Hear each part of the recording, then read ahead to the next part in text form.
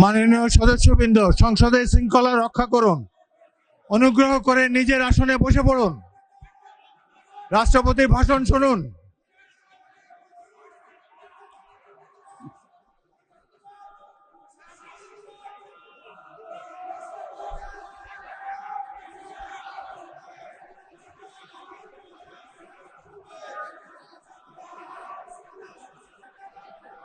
বিসমিল্লাহির রহমানির রহিম।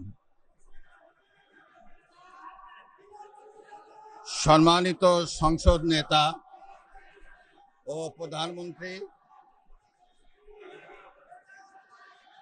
জনাব স্পিকার ও ডিপ্টি স্পিকার, হিজ এক্সেলেন্সিস,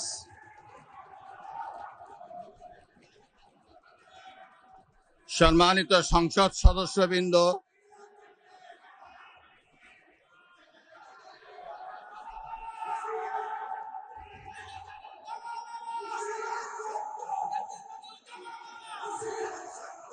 আমন্ত্রিত অতিথিবৃন্দ,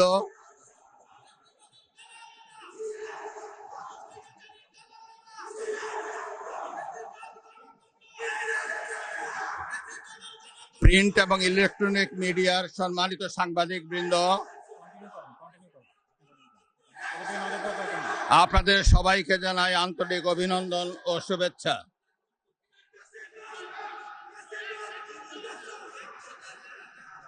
জনাব স্পিকার,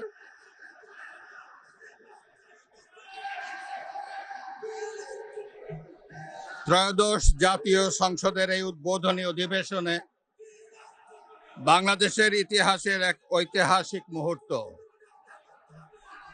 হাজারো শহীদের রক্তের সিঁড়ি বেয়ে দীর্ঘ ১.৫ দশকের ফ্যাসিবাদী শাসনের অবসানের পর একটি শান্তিপূর্ণ, অবাধ, সুষ্ঠু ও নিরপেক্ষ নির্বাচনের মাধ্যমে নির্বাচিত প্রতিনিধিদের নিয়ে এই মহান জাতীয় সংসদের যাত্রা শুরু হয়েছে। ত্রয়োদশ জাতীয় সংসদ নির্বাচনে অংশগ্রহণকারী সকল রাজনৈতিক দল এবং এই নির্বাচন আয়োজনের সঙ্গে সংশ্লিষ্ট সকলের প্রতি আন্তরিক অভিনন্দন। অবাধ, সুষ্ঠু ও নিরপেক্ষ নির্বাচন আয়োজনের জন্য নির্বাচন কমিশন, মাঠ প্রশাসন, আইন শৃঙ্খলা রক্ষাকারী বাহিনী সহ প্রজাতন্ত্রের কর্মচারীদের নিরলস পরিশ্রম এবং নির্বাচনে অংশগ্রহণকারী সকল রাজনৈতিক দল ও ব্যক্তি, আন্তরিক উদ্যোগ এবং সাধারণ জনগণের স্বতঃস্ফূর্ত অংশগ্রহণ গণতন্ত্রের ইতিহাসে একটি উজ্জ্বল দৃষ্টান্ত হয়ে থাকবে। বিএনপির চেয়ারম্যান জনাব তারেক রহমানের নেতৃত্বে বর্তমান জাতীয় সংসদে বিএনপি ও সমমনা দলগুলোর 2/3 বেশি আসনে বিপুল ভোটে জয়লাভ করেছে।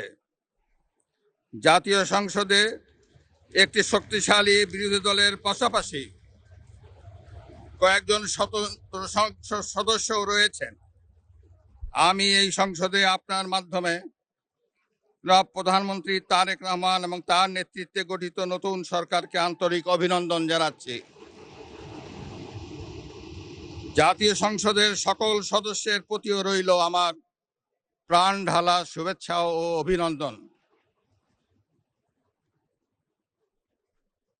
আমি মহান মুক্তিযুদ্ধের লাখো শহীদ এবং বীর মুক্তিযোদ্ধাদের শ্রদ্ধার সঙ্গে স্মরণ করছি। একই সাথে স্মরণ করছি বীরাঙ্গনা মা বোনদের এবং আমাদের সকল শহীদদের যারা বিভিন্ন গণতান্ত্রিক আন্দোলনে শহীদ হয়েছেন।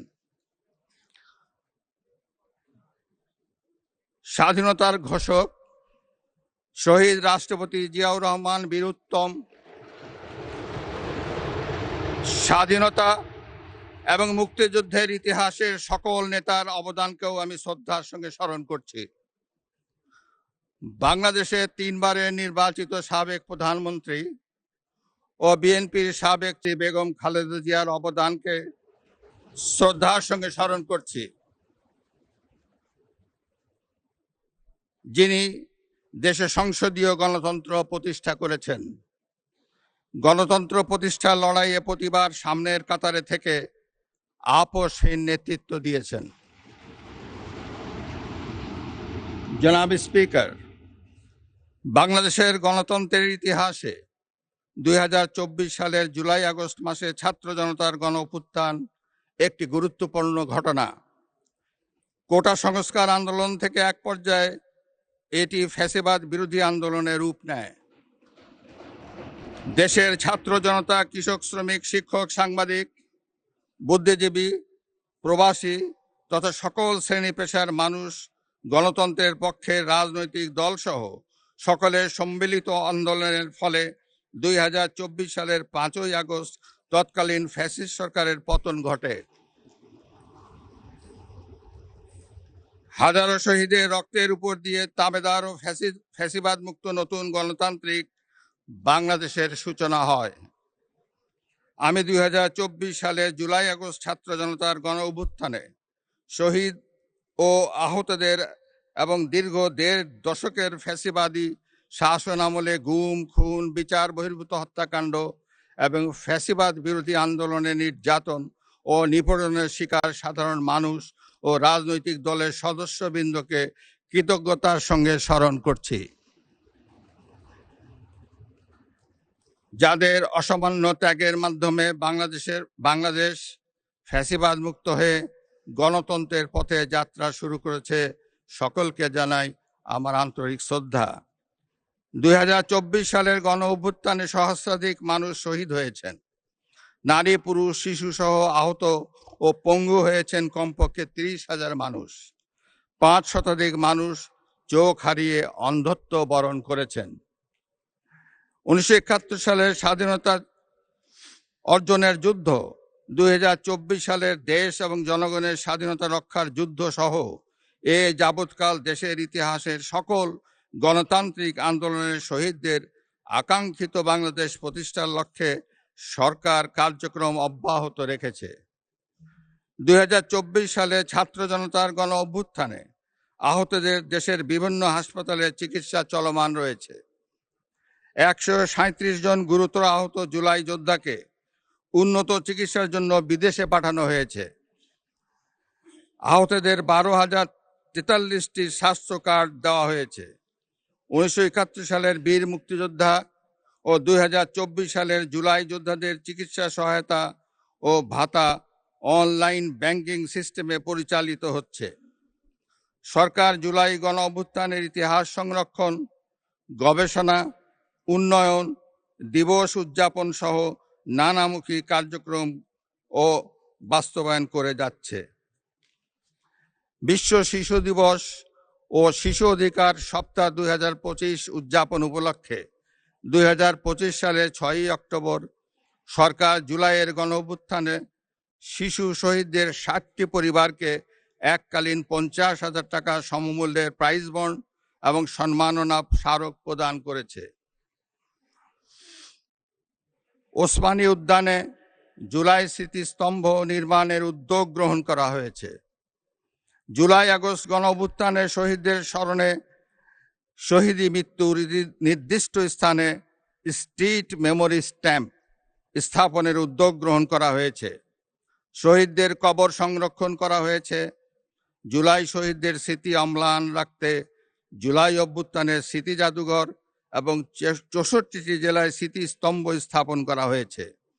জাতীয়ভাবে 36 দিনব্যাপী জুলাই পুনর্জাগরণের অনুষ্ঠানমালা 2025 বাস্তবায়িত হয়েছে। জনাব স্পিকার, আজ এই মহান সংসদে আমি অন্তর্বর্তীকালীন সরকারের কার্যক্রম এবং বর্তমান সরকারের কার্যক্রম ও পরিকল্পনার সারসংক্ষেপ তুলে ধরছি। তবে বক্তব্যের বিস্তারিত সংসদ সদস্যদের সামনে লিখিতভাবে উপস্থাপিত হয়েছে। জনাব স্পিকার, বর্তমান বৈশ্বিক অর্থনীতি এবং অস্থিতিশীল সময় অতিক্রম করছে। বাংলাদেশের সামষ্টিক অর্থনৈতিক পরিস্থিতি 2023-24 অর্থ বছরের তুলনায় 2024-25 অর্থ বছরে অনেকটা স্থিতিশীল রয়েছে। রেমিটেন্স সহ আরো কয়েকটি সূচক ইতিবাচক ধারায় ফিরতে শুরু করেছে। 2025-26 অর্থ বছরে অর্থনৈতিক পরিস্থিতি আরো সুদৃঢ় হবে বলে সরকার আশা করে। একদিকে বিশ্বে যুদ্ধ পরিস্থিতি এবং অপর দিক থেকে মুদ্রাস্ফীতি, রাজস্ব জিডিপির নিম্ন হার, এ ধরনের বিদ্যমান পরিস্থিতিতে দেশের অর্থনীতিতে নানা চ্যালেঞ্জ রয়েছে। পয়েন্ট টু পয়েন্ট মূল্যস্ফীতি 2025 সালের জানুয়ারি মাসে 9.94% থেকে হ্রাস পেয়ে 2026 সালের জানুয়ারি মাসে 8.58% দাঁড়িয়েছে। আশা করা যায় পরবর্তী মাসগুলোতে মূল্যস্ফীতি হ্রাসের ধারা অব্যাহত থাকবে। তৈরি পোশাক খাত থেকে গত এক বছরে 39.35 বিলিয়ন ইউএস ডলার অর্জিত হয়েছে। 2024-25 অর্থ বছরে রপ্তানি 8.60% বৃদ্ধি পেয়ে 48,300 মিলিয়ন ইউএস ডলারে দাঁড়িয়েছে। 2026 সালের 19 ফেব্রুয়ারি বৈদেশিক মুদ্রা রিজার্ভ দাঁড়িয়েছে 34.78 বিলিয়ন ইউএস ডলার। বর্তমান সরকার আরো নতুন রপ্তানি খাত এবং রপ্তানি বাজার আরো সম্প্রসারিত করার লক্ষ্য নিয়ে সুনির্দিষ্ট কর্মসূচি বাস্তবায়নের কার্যক্রম শুরু করেছে।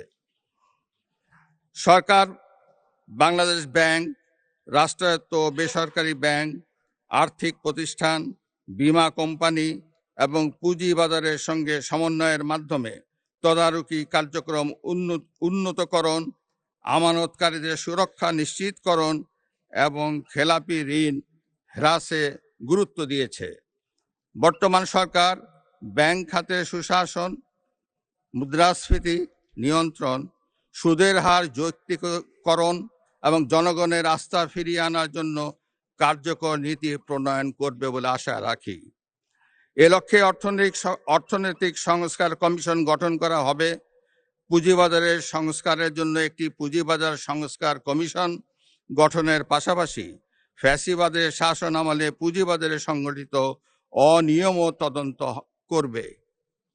জনাব স্পিকার, 2025-26 অর্থ বছরের এডিপি প্রণয়ন দেশের অর্থনৈতিক প্রবৃদ্ধি বজায় রাখা, বেকারত্ব হ্রাস, কর্মসংস্থানের সুযোগ সৃষ্টি, দরিদ্র বিমোচন, কৃষি ও শিল্পের উন্নয়ন, মানব সম্পদ উন্নয়ন এবং জীবনমান উন্নয়নে বিশেষ গুরুত্ব দেওয়া হয়েছে।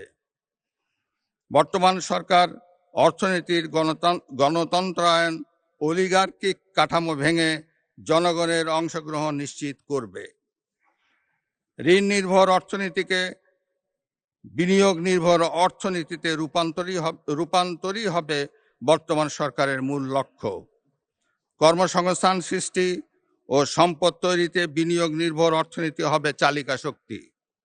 বর্তমান সরকার 2034 সালের মধ্যে $1 ট্রিলিয়ন অর্থনীতি গড়ে তোলার লক্ষ্যমাত্রা নির্ধারণ করেছে।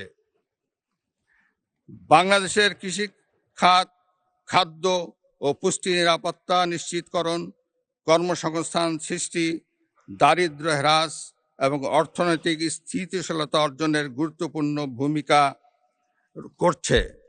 বর্তমান সরকার কৃষক ও কৃষি উন্নয়নকে অগ্রাধিকার দিয়ে কৃষক কার্ডের মাধ্যমে কৃষক ও কৃষির সার্বিক সুরক্ষা নিশ্চিত করার পদক্ষেপ গ্রহণ করেছে। বর্তমান সরকার ইতিমধ্যে 10,000 টাকা পর্যন্ত সুদসহ কৃষি ঋণ মওকুফ করার সিদ্ধান্ত ঘোষণা করেছে।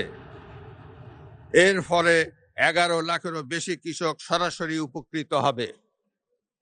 জনাব স্পিকার, 2024 সালের গণ অভ্যুত্থানের উদ্দেশ্য ছিল ফ্যাসিবাদের পতন ঘটিয়ে জনগণের সরাসরি ভোটে জনগণের কাছে জবাবদিহিমূলক সরকার গঠনের মাধ্যমে একটি বৈষম্যহীন ন্যায়ভিত্তিক গণতান্ত্রিক রাষ্ট্র এবং সমাজ বিনির্মাণ।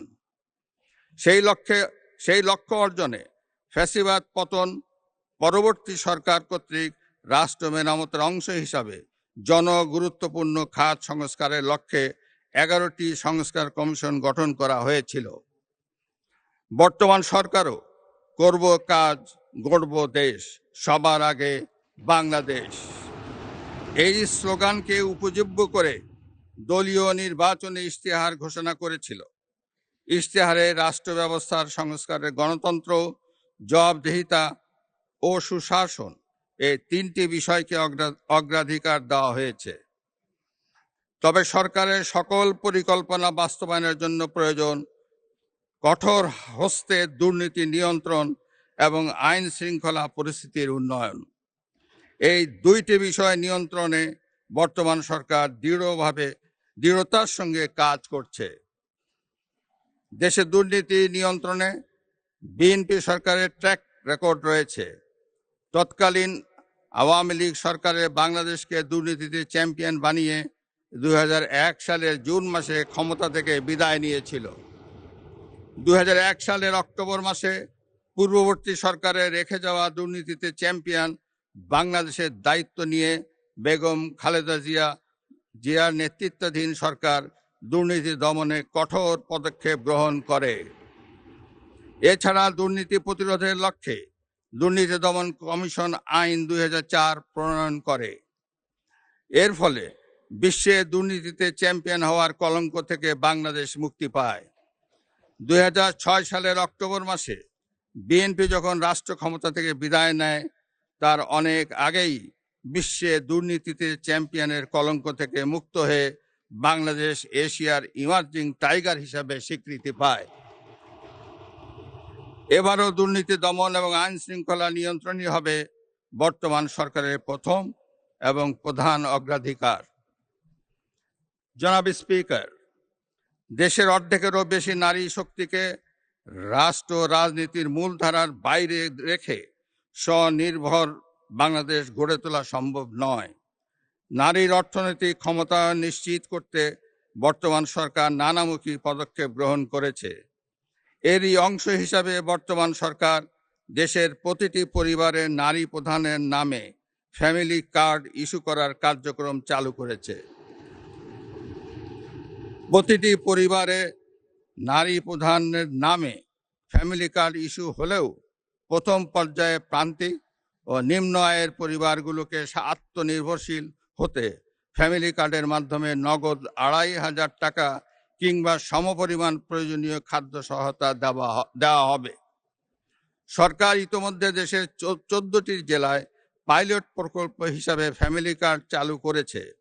সহায়তার পরিমাণের চেয়েও এই ফ্যামিলি কার্ডকে সরকার নারীর অর্থনৈতিক ক্ষমতায়নের প্রতীক হিসাবে বিবেচনা করছে। সরকার দেশের দুর্যোগ ব্যবস্থাপনা পদ্ধতিকে শক্তিশালী করার লক্ষ্যে সংস্কার সহ বিভিন্ন কর্মসূচি বাস্তবায়ন করছে, যা সার্বিক ঝুঁকি হ্রাস ব্যবস্থাপনা উত্তরণে সহায়তা করছে। উক্ত কার্যক্রমগুলোর মধ্যে রয়েছে গ্রামীণ রাস্তায় 15 মিটার দৈর্ঘ্য পর্যন্ত সেতু, কালভার্ট নির্মাণ, বন্যা আশ্রয় কেন্দ্র ও বহুমুখী ঘূর্ণিঝড় আশ্রয় কেন্দ্র নির্মাণ, অতি দরিদ্রদের জন্য কর্মসৃজন কর্মসূচি, হেরিংবন্ড রাস্তা নির্মাণ, বহুমুখী উদ্ধার ও অনুসন্ধান কাজের জন্য যন্ত্রপাতি, নৌযান সংগ্রহ, পরিচালনা ও রক্ষণাবেক্ষণ, টিআর, কাবিটা, সিপিপি কর্মসূচি এবং শরণার্থী বিষয়ে কার্যক্রম হাতে নিয়েছে। সরকার দরিদ্র বিমোচন, সামাজিক সুরক্ষা ও অন্তর্ভুক্তিমূলক উন্নয়নের উপর বিশেষ গুরুত্ব দিয়ে আসছে। দেশের প্রতিবন্ধী ব্যক্তি, বয়স্ক, বিধবা, স্বামী নিগৃহীতা নারী, দুস্থ ও অসহায় জনগোষ্ঠীর জন্য সামাজিক নিরাপত্তা, মানব সম্পদ উন্নয়ন ও পুনর্বাসনমূলক কার্যক্রমের আওতায় 1,30,00,000-এরও বেশি মানুষ উপকৃত হচ্ছেন। বর্তমান সরকার বিশেষ চাহিদা সম্পন্ন জনগোষ্ঠীর কল্যাণ নিশ্চিত করতে বিশেষায়িত স্বাস্থ্যসেবা ইউনিট ও স্কুল প্রতিষ্ঠা, কারিগরি শিক্ষায় স্কলারশিপ প্রদান করবে। তাদের সেবা নিশ্চিত করতে স্বতন্ত্র অধিদপ্তর গঠন করা হবে। জনাব স্পিকার, সাবেক প্রধানমন্ত্রী মরহুমা বেগম খালেদা জিয়া সরকারের সময় মেয়েদের অবৈতনিক শিক্ষা চালু করা হয়েছিল। একই ধারাবাহিকতায় দেশে নারী শিক্ষার প্রসারে দ্বাদশ শ্রেণী পর্যন্ত মেয়েদের শিক্ষা অবৈতনিক এবং স্নাতক পাশ ও সমমান অর্থ পর্যন্ত উপবৃত্তি কার্যক্রম চালু রয়েছে।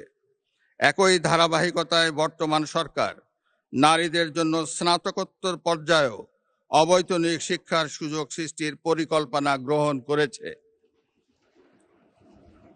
সারা দেশে নারীদের মধ্যে ক্ষুদ্র ঋণ কার্যক্রম পরিচালনার জন্য 1976 সালে গঠিত মহিলা ও শিশু বিষয়ক মন্ত্রণালয়ের আওতায় জাতীয় মহিলা সংস্থার মাধ্যমে ক্ষুদ্র ঋণ কার্যক্রমের আওতায় আর্থিক সঙ্গতিহীন নারীদের এককভাবে 25,000 টাকা থেকে 75,000 টাকা এবং দলগতভাবে 1 লক্ষ টাকা থেকে 2 লক্ষ টাকা পর্যন্ত ঋণ বিতরণ কার্যক্রম চালু রয়েছে।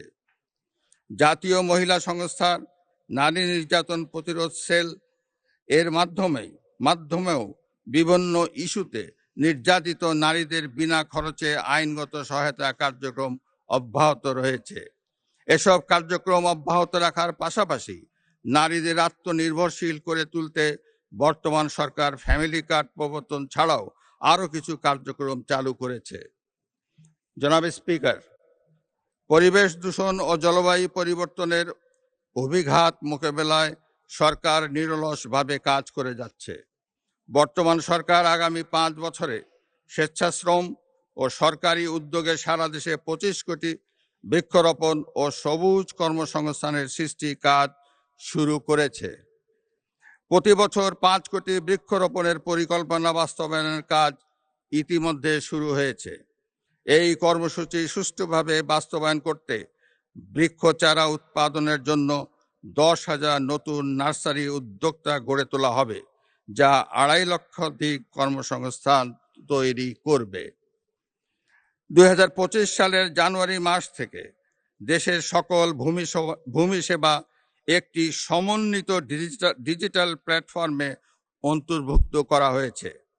Land service gateway, mutation system, ভূমি উন্নয়ন কর সিস্টেম, ভূমি রেকর্ড ও ম্যাপ ব্যবস্থাপনা সিস্টেম এবং ভূমি প্রশাসন ব্যবস্থাপনা সিস্টেম সমূহের দ্বিতীয় ভার্সন শুরু করা হয়েছে।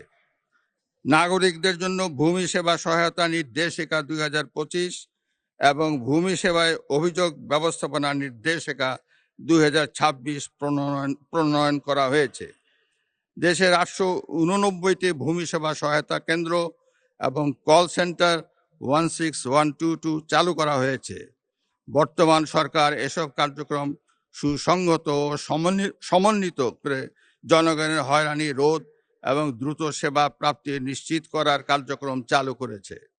সরকার ভূমি ব্যবস্থাপনাকে আধুনিক এবং সহজ করতে জনগণের কাছে অঙ্গীকারাবদ্ধ। জনাব স্পিকার, দেশের পানি সম্পদের ন্যায্য হিস্সা নিশ্চিত করতে বর্তমান সরকার বদ্ধপরিকর। তিস্তা মহাপরিকল্পনা এবং পদ্মা ব্যারেজ বাস্তবায়নের মাধ্যমে উত্তরাঞ্চল এবং দক্ষিণাঞ্চলের পানি নিরাপত্তা, বন্যা ও মরুকরণ প্রতিরোধ নিশ্চিত করা হবে। একই সঙ্গে বর্তমান সরকার শহীদ প্রেসিডেন্ট জিয়াউর রহমান প্রবর্তিত স্বেচ্ছাশ্রম খাল খনন কর্মসূচি পুনঃবাস্তবায়নের মাধ্যমে সারা দেশে 20,000 কিলোমিটার নদী ও খাল পুনঃখনন ও পুনরুদ্ধারের বিষয়ে ইতোমধ্যে কাজ শুরু করেছে। বিদ্যমান বন্দর ব্যবস্থাপনাকে আরও কার্যকর করে চট্টগ্রামের সমুদ্র বন্দর, বিমানবন্দর, সামুদ্রিক এলাকা ও উপকূলীয় অঞ্চলের সম্ভাবনাকে কাজে লাগিয়ে বর্তমান সরকার চট্টগ্রামকে আঞ্চলিক লজিস্টিক হাব হিসাবে গড়ে তোলার লক্ষ্যে কার্যক্রম শুরু করেছে।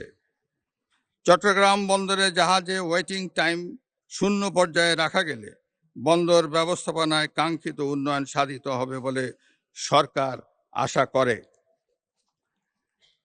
সরকার গ্রামীণ ও নগর অবকাঠামো উন্নয়ন, নিরাপদ পানি সরবরাহ, স্যানিটেশন ও হাইজিন এবং স্থানীয় সরকার প্রতিষ্ঠানসমূহকে শক্তিশালী করার মাধ্যমে জনগণের দোরগোড়ায় সেবা পৌঁছে দেওয়ার চেষ্টা করছে। এলজিইডির মাধ্যমে সড়ক উন্নয়ন ও ফুটপাত, সেতু ও কালভার্ট, সাইক্লোন শেল্টার এবং উপজেলা কমপ্লেক্স ভবন নির্মাণ এবং সম্প্রসারণ করা হচ্ছে। পার্বত্য চট্টগ্রাম অঞ্চল এবং অঞ্চলের জনগোষ্ঠীর আর্থসামাজিক অগ্রগতি, অবকাঠামো এবং অন্যান্য খাতসমূহ টেকসই উন্নয়নের লক্ষ্যে সরকার নিরলসভাবে কাজ করে যাচ্ছে। পার্বত্য চট্টগ্রাম অঞ্চলের উন্নয়ন ও নিরাপত্তার ক্ষেত্রে শহীদ রাষ্ট্রপতি জিয়াউর রহমানের ভূমিকা ছিল অপরিসীম। তিনিই প্রথম পাহাড়ি জনগোষ্ঠী ও সরকারের মধ্যে চলমান সংঘাত নিরসনের জন্য শান্তির উদ্যোগ গ্রহণ করেন এবং উন্নয়নের ধারা অব্যাহত রাখেন। জনাব স্পিকার, 1978 সালে প্রতিষ্ঠিত যুব উন্নয়ন অধিদপ্তর প্রতিষ্ঠার পর থেকে যুব উন্নয়নে, বিশেষ করে যুবাদের আত্মকর্মসংস্থান সৃষ্টিতে গুরুত্বপূর্ণ কার্যক্রম বাস্তবায়ন করে চলেছে। বিদ্যমান কর্মসূচি ছাড়াও বর্তমান সরকার সকল মহানগর ও সারা দেশে যুব উন্নয়নে কর্মসংস্থান প্রশিক্ষণ সহ বিস্তারিত কার্যক্রম বাস্তবায়ন শুরু করেছে। বিভিন্ন আর্থসামাজিক কর্মসূচি ছাড়াও ক্রীড়াকে পেশা হিসাবে প্রতিষ্ঠিত করতে বর্তমান সরকার ফুটবল, ক্রিকেট, দাবা, সাঁতার, ক্যারাটে, ভলিবল, ব্যাডমিন্টন, অ্যাথলেটিক্স সহ বিভিন্ন খেলাধুলাকে একাডেমিক কারিকুলামে একটি আলাদা বিষয় হিসাবে অন্তর্ভুক্ত করার সিদ্ধান্ত নিয়েছে এবং সারা দেশে নতুন 20 স্পোর্টস কর্মসূচির মাধ্যমে প্রতিভা অন্বেষণের কার্যক্রম শুরু হয়েছে। প্রায় 2 দশক ধরে আমাদের দেশের সাংস্কৃতিক অঙ্গনে সীমাহীন অধোগতি হয়েছে। সংস্কৃতির নামে নানা প্রবণতা দেশের মানুষের চেতনা ও মননে যে ক্ষতির সৃষ্টি করেছে তা খুবই উদ্বেগের বিষয়। এই সংকট দেশের ভাষা, সংস্কৃতি ও কৃষ্টিকে বিপন্ন করে তুলেছে। এই সমস্যাকে বর্তমান সরকার বিবেচনায় নিয়েছে এবং সুস্থ ও সাবলীল গণতান্ত্রিক সংস্কৃতি বজায় রাখতে নানা গুরুত্বপূর্ণ কর্মসূচি হাতে নিয়েছে, যা বাংলাদেশে নতুন চেতনার উন্মেষ ঘটাবে। জনাব স্পিকার, সরকারি ও বেসরকারি ব্যবস্থাপনায় 2026 সালে মোট 78,500 জন হজযাত্রী হজ পালন করবেন। হজ যাত্রীদের ফ্লাইট খরচ কমানোর জন্য বর্তমান সরকার উদ্যোগ নিয়েছে। একই সঙ্গে সমাজের প্রতিটি শ্রেণী পেশার মানুষের জীবনমান উন্নয়নে বর্তমান সরকার সাধ্যমতো আর্থিক সহায়তা কার্যক্রম হাতে নিয়েছে। এরই অংশ হিসাবে সরকার দেশের 3.5 লক্ষাধিক মসজিদের খতিব, ইমাম, মুয়াজ্জিন সাহেবদের সরকারি ব্যবস্থাপনায় ধারাবাহিকভাবে মাসিক সম্মানী প্রদানের কার্যক্রম শুরু করেছে। পবিত্র রমজান মাসের থেকেই এই উদ্যোগ ধারাবাহিকভাবে বাস্তবায়নের কাজ শুরু হয়েছে। জনাব স্পিকার, প্রায় 7.5 কোটি কর্মক্ষম জনগোষ্ঠীর জন্য শোভন কর্মসংস্থান সৃষ্টি এবং শ্রমিক অধিকার ও জীবনমান উন্নয়ন নিশ্চিত করা সরকারের অঙ্গীকার। বর্তমান সরকার বিদ্যমান শ্রমবাজার সংরক্ষণের পাশাপাশি নতুন শ্রমবাজার সৃষ্টি সুনির্দিষ্ট পরিকল্পনা গ্রহণ করেছে। দেশব্যাপী কর্মসংস্থান সৃষ্টির লক্ষ্যে জেলা ও উপজেলা পর্যায়ে সরকারি এমপ্লয়মেন্ট এক্সচেঞ্জ চালু করা হবে। বিদেশে কর্মসংস্থানের জন্য ভাষা ও দক্ষতা প্রশিক্ষণ, চাহিদা ভিত্তিক ও যুগোপযোগী শিক্ষা, উচ্চশিক্ষা প্রতিষ্ঠানে প্রশিক্ষণ ও ক্যারিয়ার সেন্টার স্থাপন করা হবে। দেশে বিদেশে প্রবাসীদের স্বার্থ সংশ্লিষ্ট তথ্য এবং নির্দেশনা সম্বলিত প্রবাসী কার্ড চালু করা হবে। 2025 সালে প্রবাসী কল্যাণ ও বৈদেশিক কর্মসংস্থান মন্ত্রণালয়ের মাধ্যমে বিদেশে প্রেরিত কর্মীর সংখ্যা 11,31,000। বর্তমান সরকার 5 বছরে 1 কোটি জনশক্তি বিদেশে পাঠানোর লক্ষ্যমাত্রা নির্ধারণ করেছে। উপজেলায় তালিকাভুক্তদের প্রশিক্ষণ, ভাতা প্রদান ও দরিদ্রদের ন্যূনতম খরচে প্রবাসে প্রেরণ করা হবে। চাকরি নিয়ে বিদেশে যাওয়ার পথ সুগম করতে সংশ্লিষ্টদের প্রয়োজন অনুযায়ী সর্বোচ্চ 10 লাখ টাকা পর্যন্ত সহজ শর্তে ঋণ প্রদান করা হবে। জনাব স্পিকার, বর্তমানে মাতৃ শিশু মৃত্যু হ্রাস পেয়ে গড় আয়ু 72.4 বছর উন্নতি হয়েছে। সেই ধারাবাহিকতায় বর্তমান সরকার স্বাস্থ্য খাতে দুর্নীতি, অপচয় ও অবহেলা রোধ করে গণমুখী স্বাস্থ্য সচেতনতা ও স্বাস্থ্যসেবা কার্যক্রম জোরদারের কাজ শুরু করা হয়েছে। স্বাস্থ্য খাতে সরকারের পর্যায়ক্রমে জিডিপির 5% বরাদ্দের প্রতিশ্রুতি রয়েছে। নাগরিক স্বাস্থ্য পরিষেবার ক্ষেত্রে বর্তমান সরকার প্রিভেনশন ইজ বেটার দেন কিউর নীতি অবলম্বন করেছে। এরই অংশ হিসাবে সরকার সারা দেশে পর্যায়ক্রমে 1 লাখ হেলথ কেয়ারার নিয়োগ করতে যাচ্ছে। এর মধ্যে 80% হেলথ কেয়ারার হবেন নারী। জনাব স্পিকার, সরকার একটি অন্তর্ভুক্তিমূলক মানসম্মত ও প্রযুক্তি নির্ভর শিক্ষা ব্যবস্থা গড়ে তুলতে সংস্কার, পাঠ্যক্রম হালনাগাদ, সময় মতো পাঠ্যপুস্তক বিতরণ, শিক্ষক নিয়োগ ও প্রশিক্ষণ, অনলাইনে বেতন ভাতা ও উপবৃত্তি প্রদান এবং অবকাঠামো উন্নয়ন করেছে। বর্তমান সরকার স্কুল পর্যায় থেকেই এমন একটি নৈতিক মান সম্পন্ন কর্মমুখী শিক্ষা ব্যবস্থা প্রণয়ন করতে চায়, যেখানে শিক্ষিত বেকার জনগোষ্ঠী তৈরি হবে না।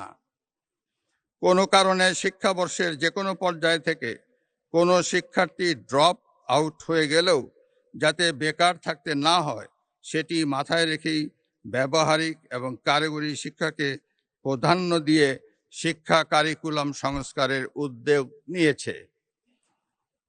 One teacher one tab multimedia classroom learning with happiness, বাধ্যতামূলক 3য় ভাষা শিক্ষা, সবার জন্য কারিগরি শিক্ষা, ক্রীড়া ও দেশীয় সংস্কৃতি শিক্ষায় গুরুত্ব আরোপ করা হবে। রাষ্ট্রীয় দিবসগুলোতে প্রাথমিক ও মাধ্যমিক স্কুল এবং মাদ্রাসা শিক্ষকদের আমন্ত্রণ জানানো হবে। তথ্য ও সম্প্রচার মন্ত্রণালয় বর্তমান কার্যক্রমকে সর্বাধুনিক তথ্য নির্ভর করে ঢেলে সাজানো হবে। প্রচলিত গণমাধ্যমের পাশাপাশি নিউ মিডিয়াকে অগ্রাধিকার ভিত্তিতে ব্যবহার করা হবে। জনগণের তথ্য প্রাপ্তির অধিকারকে নিশ্চিত করার পাশাপাশি অপতথ্য রোধে উদ্যোগ নেওয়া হবে। আধুনিক প্রযুক্তি নির্ভর বাংলাদেশ বিনির্মাণ, উন্নত টেলিযোগাযোগ সেবা এবং নিরাপদ ও টেকসই প্রযুক্তির উন্নয়ন নিশ্চিতকরণে সরকার কাজ করছে। বর্তমান সরকার তথ্য ও প্রযুক্তি খাতকে বিশেষ অগ্রাধিকার প্রাপ্ত খাত এবং দেশের অর্থনৈতিক প্রবৃদ্ধি নতুন চালিকা শক্তি।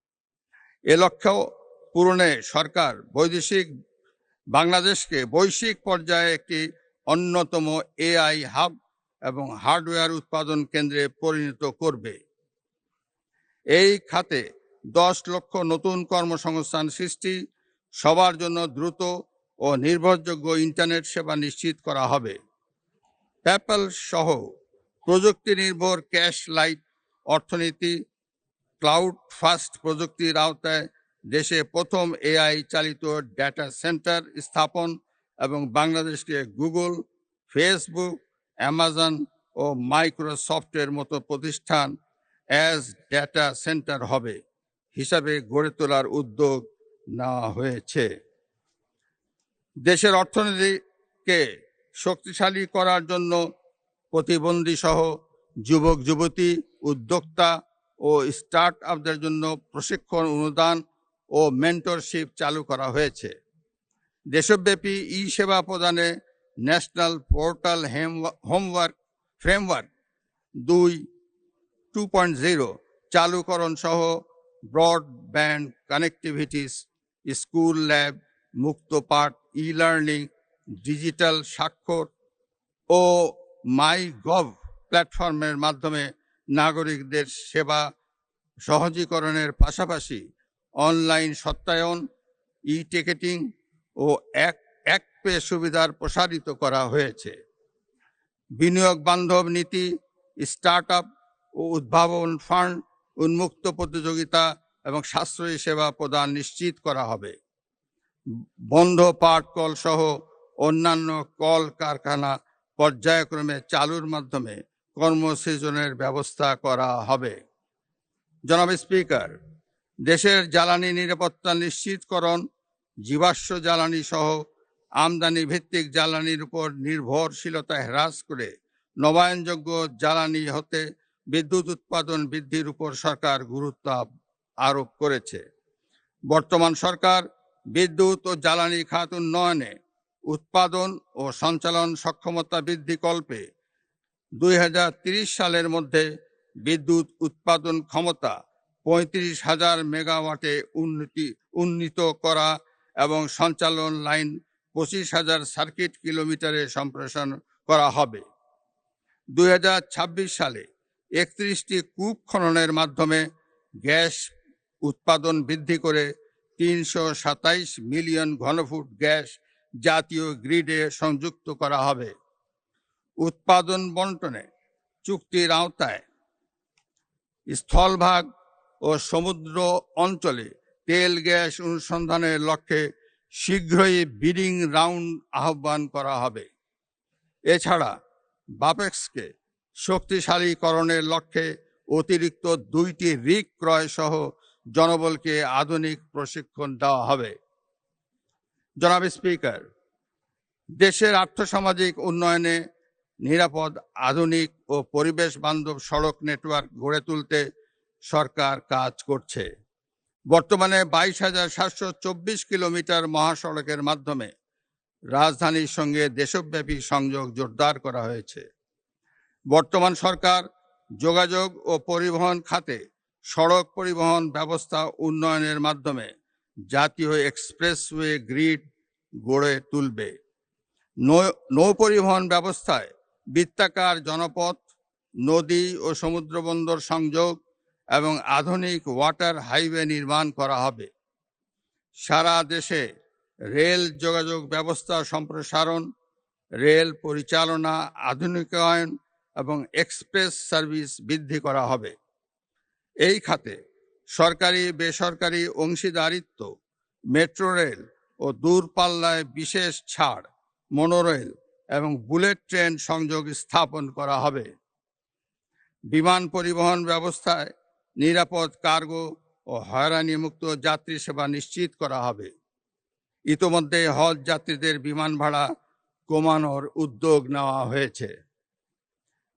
বর্তমান সরকার সড়ক নিরাপত্তা আইন ও দুর্ঘটনা রোধ, যাত্রী নিরাপত্তা, সড়ক পরিবহন বীমা এবং শ্রমিকদের ইউনিফর্ম নিশ্চিত করবে। পরিবহন ও যোগাযোগ ব্যবস্থার সমন্বিত পরিকল্পনা বাস্তবায়নের মাধ্যমে সারা দেশে যোগাযোগ ব্যবস্থাকে আধুনিকায়ন করার কার্যক্রম শুরু হয়েছে। এরই অংশ হিসাবে ইতিমধ্যেই যোগাযোগ এবং পরিবহন সংশ্লিষ্ট মন্ত্রণালয়গুলোর মধ্যে সমন্বয় সাধন করা হয়েছে। নিরাপদ, সাশ্রয়ী, আধুনিক ও পরিবেশ বান্ধব রেলওয়ে পরিবহন ব্যবস্থা নিশ্চিত করতে সরকার কাজ করছে। সারা দেশকে রেলওয়ে নেটওয়ার্কের আওতায় আনার পরিকল্পনা বাস্তবায়নের কাজ এগিয়ে চলছে। যাত্রী সেবার মান উন্নয়নে ই-টিকিটিং আধুনিকীকরণ, কমিউটার ট্রেন চালু ও নারীদের জন্য পৃথক কোচ সংরক্ষণ করা হয়েছে। অবৈধ দখলকৃত ভূমি উদ্ধার ও বরাদ্দ প্রদান, রেলওয়ে ট্রেনিং একাডেমি আধুনিকীকরণ, ব্রড গেজ ও মিটার গেজ লোকোমোটিভ ওয়াগন ও লাগেজ ভ্যান সংগ্রহ করা হয়েছে। বর্তমান সরকার 2034 সালের মধ্যে বাংলাদেশকে দক্ষিণ ও দক্ষিণ পূর্ব এশিয়ার অন্যতম প্রধান এভিয়েশন হাব ও দেশি বিদেশি পর্যটকদের জন্য বাংলাদেশকে আকর্ষণীয় পর্যটন গন্তব্যে রূপান্তরের উদ্যোগ নিয়েছে। ইতোমধ্যে জাতীয় পর্যটন দিবসকে গ শ্রেণী থেকে খ শ্রেণীতে উন্নীত করা হয়েছে। হজরত শাহজালাল আন্তর্জাতিক বিমানবন্দরের তৃতীয় টার্মিনাল সহ অন্যান্য অবকাঠামো নির্মাণের প্রথম পর্যায়ে প্রকল্পের কাজ প্রায় সমাপ্ত হয়েছে। বর্তমান সরকার খুব শীঘ্রই তা চালুর উদ্যোগ নিচ্ছে। জনাব স্পিকার, মেরিটোক্রেসির মাধ্যমে বাংলাদেশ বিনির্মাণে প্রশাসনিক সংস্কার কমিশন গঠন ও বাংলাদেশ সরকারি কর্ম কমিশনকে শক্তিশালীকরণ, জবাবদিহিমূলক ও দলীয়করণ মুক্ত জনপ্রশাসন প্রতিষ্ঠা করা হবে। সরকারি চাকরিতে সরাসরি নিয়োগের ক্ষেত্রে বয়সসীমা 30 থেকে 32 বছর নির্ধারণ করা হয়েছে। জনাব স্পিকার, বিতাড়িত ফ্যাসিবাদী শাসন আমলে আইন শৃঙ্খলা রক্ষাকারী বাহিনীকে দলীয় বাহিনী হিসাবে ব্যবহার করা হয়েছিল। বর্তমান সরকার আইন শৃঙ্খলা রক্ষাকারী বাহিনীকে সম্পূর্ণ পেশাদার, আধুনিক এবং দক্ষ বাহিনী হিসাবে গড়ে তুলতে বদ্ধপরিকর। সেবাবান্ধব পুলিশ গঠন, পুলিশের নৈতিক মনোবল পুনর্গঠন, অনলাইন অভিযোগ দায়ের ব্যবস্থা সম্প্রসারণ, পুলিশ কমিশন অধ্যাদেশ পুনর্নিরীক্ষণ করা হবে। দেশের আইন শৃঙ্খলা রক্ষা এবং পুলিশের সক্ষমতা বাড়াতে বর্তমান সরকার পুলিশে আরও 4000 সাব ইন্সপেক্টর এবং 10,000 নতুন কনস্টেবল নিয়োগ দিবে। একই সঙ্গে পুলিশ সার্জেন্টের 180 শূন্য পদে নিয়োগ চূড়ান্ত করবে। দেশে কারাগার ব্যবস্থাপনার অংশ হিসাবে 5টি নতুন কারাগার চালু করা হয়েছে। প্রযুক্তি নির্ভর ব্যবস্থাপনা, 16191 কল সেন্টার, ডিজিটাল বন্দি ব্যবস্থাপনার উদ্যোগ নেওয়া হয়েছে। আইন শৃঙ্খলার উন্নয়ন বর্তমান সরকারের সর্বোচ্চ অগ্রাধিকার। দেশের প্রতিটি নাগরিক যাতে ঘরে বাইরে শান্তি, স্বস্তি এবং নিরাপত্তা বোধ করেন, এটি নিশ্চিত করার লক্ষ্যেই সরকার সকল কার্যক্রম বাস্তবায়ন করছে।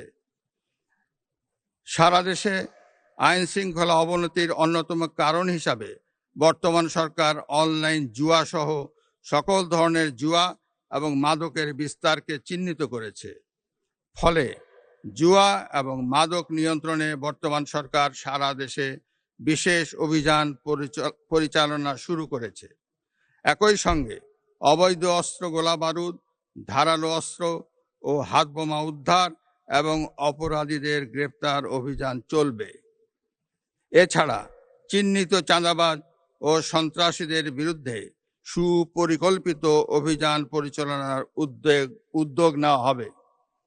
জনাব স্পিকার, জুলাই আগস্ট 2024 পরবর্তী সময়ে বাংলাদেশ সেনাবাহিনী আইন শৃঙ্খলা রক্ষা, নির্বাচন সহায়তা, বন্যার্তদের উদ্ধার ও পুনর্বাসনে গুরুত্বপূর্ণ ভূমিকা পালন করেছে। পার্বত্য অঞ্চল ও জোরপূর্বক বাস্তুচ্যুত মিয়ানমারের নাগরিকদের ক্যাম্পে নিরাপত্তা নিশ্চিতের সুদূর প্রসারী ভূমিকা রাখছে।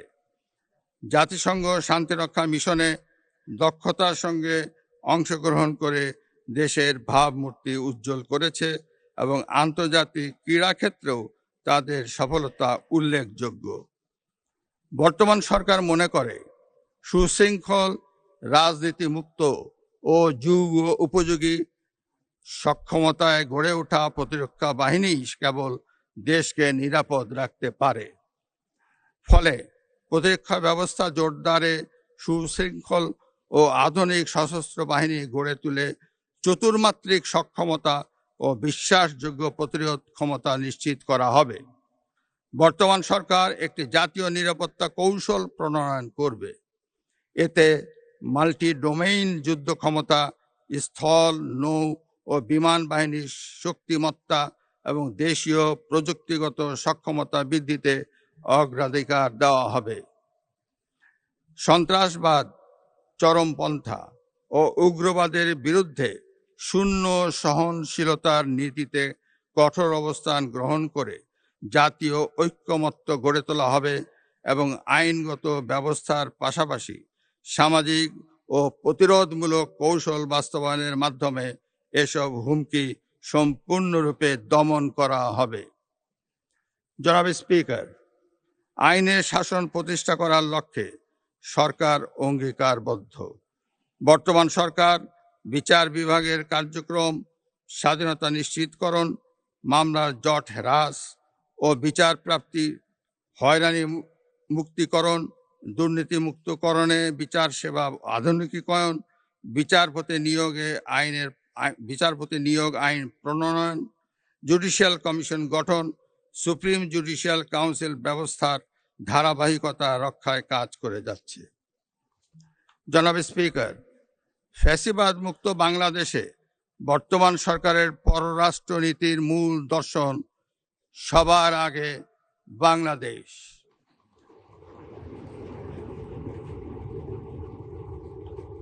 দেশের স্বাধীনতার সার্বভৌমত্ব, ভৌগোলিক অখণ্ডতা, জাতীয় স্বার্থ, জাতীয় নিরাপত্তা এবং জনগণের কল্যাণ সর্বাগ্রে প্রাধান্য পাবে।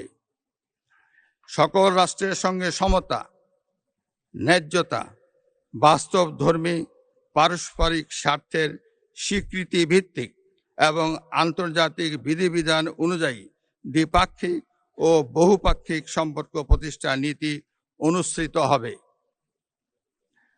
বাংলাদেশ অন্য কোনো রাষ্ট্রের আভ্যন্তরীণ বিষয়ে হস্তক্ষেপ করবে না এবং অন্য কোনো রাষ্ট্রকেও বাংলাদেশের আভ্যন্তরীণ বিষয়ে হস্তক্ষেপ করতে দেবে না। অর্থনৈতিক, বাণিজ্যিক ও অভিবাসন কূটনীতির উপর বিশেষ গুরুত্ব আরোপ করা হবে। রপ্তানি বৈচিত্র্য বৃদ্ধি, নতুন বাজার অনুসন্ধান এবং শুল্ক ও বাণিজ্য সুবিধা রক্ষায় কার্যকর কূটনীতি গ্রহণ করা হবে। জনাব স্পিকার, ফ্যাসিবাদী শাসন আমলে সাংবিধানিক প্রতিষ্ঠান নির্বাচন কমিশনের প্রতি জন আস্থা শূন্যের কোঠায় নামিয়ে আনা হয়েছিল।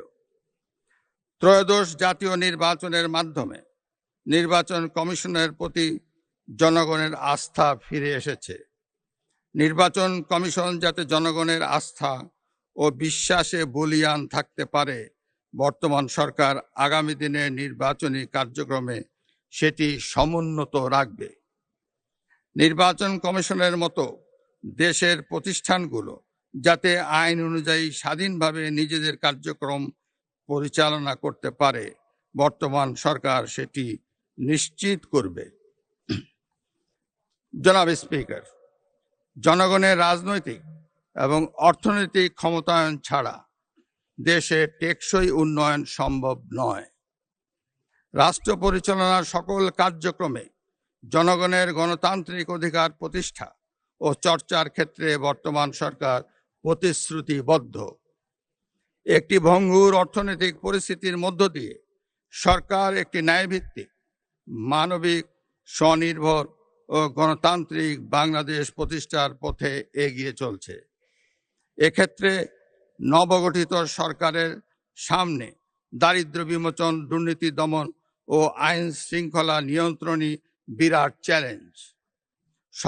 পথ কঠিন হলেও রাজনৈতিক সদিচ্ছা থাকলে এই বাধা অতিক্রম কখনোই অসম্ভব নয়। ব্যক্তির চেয়ে দল বড়, দলের চেয়ে দেশ বড়, এই বিশ্বাসে উদ্বুদ্ধ হয়ে সবাই মিলেমিশে ঐক্যবদ্ধভাবে কাজ করলে আমরাই ভবিষ্যৎ প্রজন্মের জন্য একটি নিরাপদ বাংলাদেশ গঠন করতে সক্ষম হব ইনশাআল্লাহ। জনাব স্পিকার, আপনাকে ও আপনার মাধ্যমে প্রিয় দেশবাসীকে এবং ত্রয়োদশ জাতীয় সংসদের সকল সদস্যকে আবারও জানাই আন্তরিক ধন্যবাদ ও মোবারকবাদ এবং নতুন সংসদের সাফল্য কামনা করে আমি আমার বক্তব্য শেষ করছি। আল্লাহ হাফেজ। বাংলাদেশ জিন্দাবাদ।